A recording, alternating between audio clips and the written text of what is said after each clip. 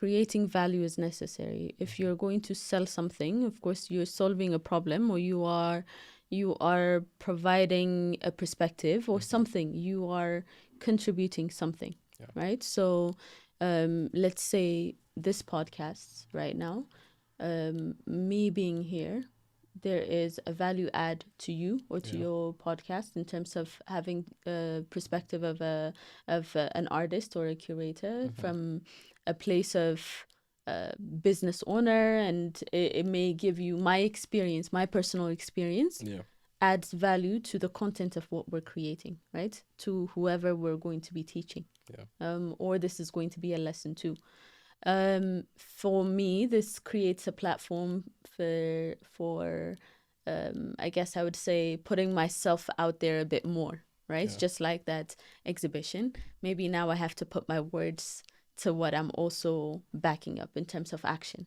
Since I'm doing it, I can also speak about it, and this can create an opportunity for me to practice that, Yeah. right? To allow other people to know my process, but also maybe take a couple of notes on what has worked for me, Yeah.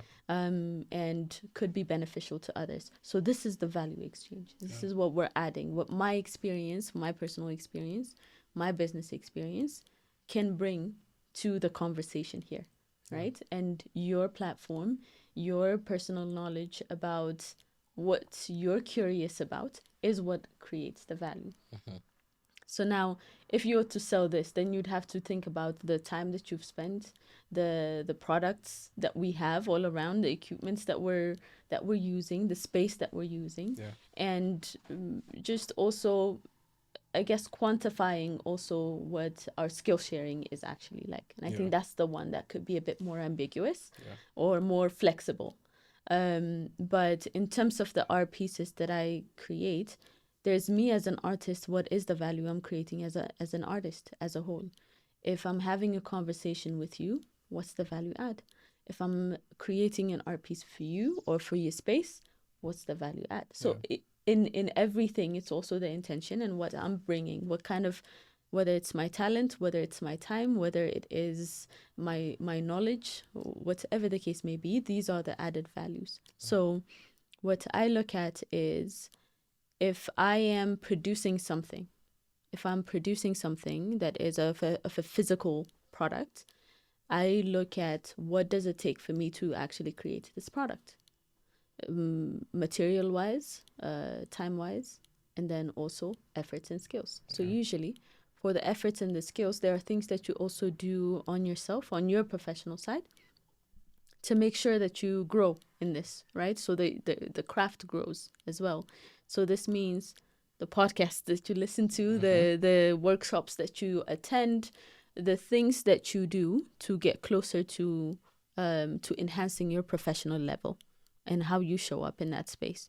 So how I read, the things that I read, the conferences that I attend, the networks that I'm creating, and all of these things to develop my professional level are the things that also aid me or gives me the, I guess, like the what do you call it, the validity, right? The right, have the right to speak about certain things. I will have the right to speak about certain things because I know, I'm aware, and I've been around those things, or I've taken that lesson, that workshop, that whatever, that has added my skill, which eventually also adds value.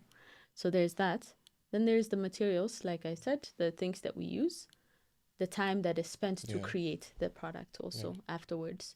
Some things could take 2 hours, some things could take 5 hours or 7 days, right? But even within that time, some things that we know to produce fast is because we've spent so much time doing it, and now we can do it in 2 hours, or now we can do it in 1 hour.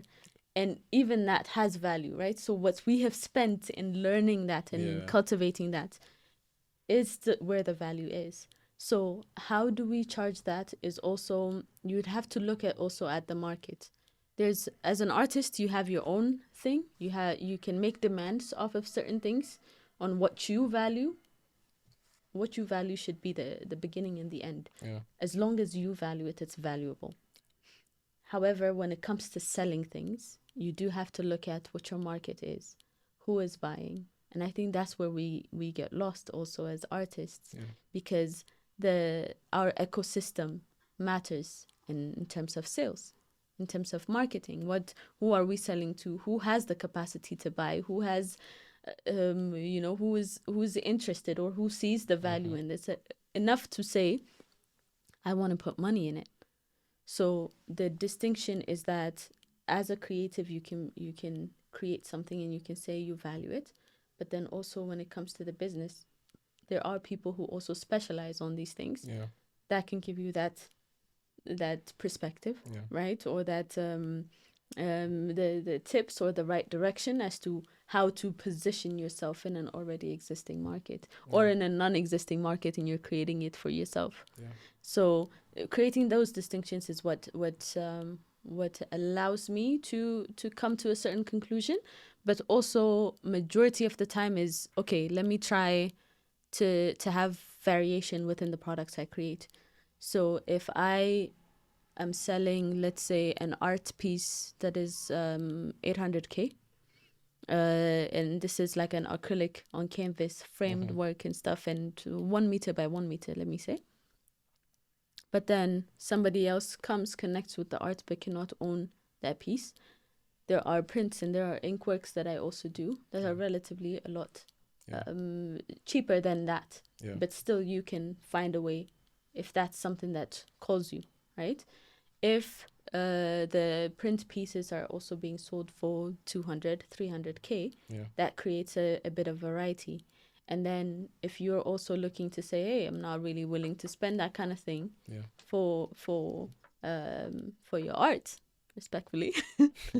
So then you can have an alternative of owning a shirt or a sweatshirt or a smaller postcard that you can also compile and change into like your own gallery wall or things like that, right? So there is creating accessible artworks that you can come in and find your whatever is accessible for you.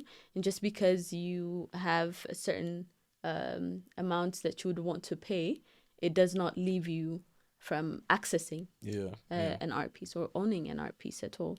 So that's how I've started it. I started it and I'm growing into it, creating various ways to allow people to own the art. So you mentioned even the murals and everything. That's also an exploration of an art piece can live without having to be framed, without having to be put on a certain thing. It can live everywhere, right? So that's why I changed my artworks into stickers, into t-shirts, into hoodies, into murals, into everything, because it is everything, and it has the ability to create that connection that I desire for it to have. So create different variations within the products and the services that you're also providing, and that allows other people to also, your audience, to pick and choose. And you also get different revenue streams for it.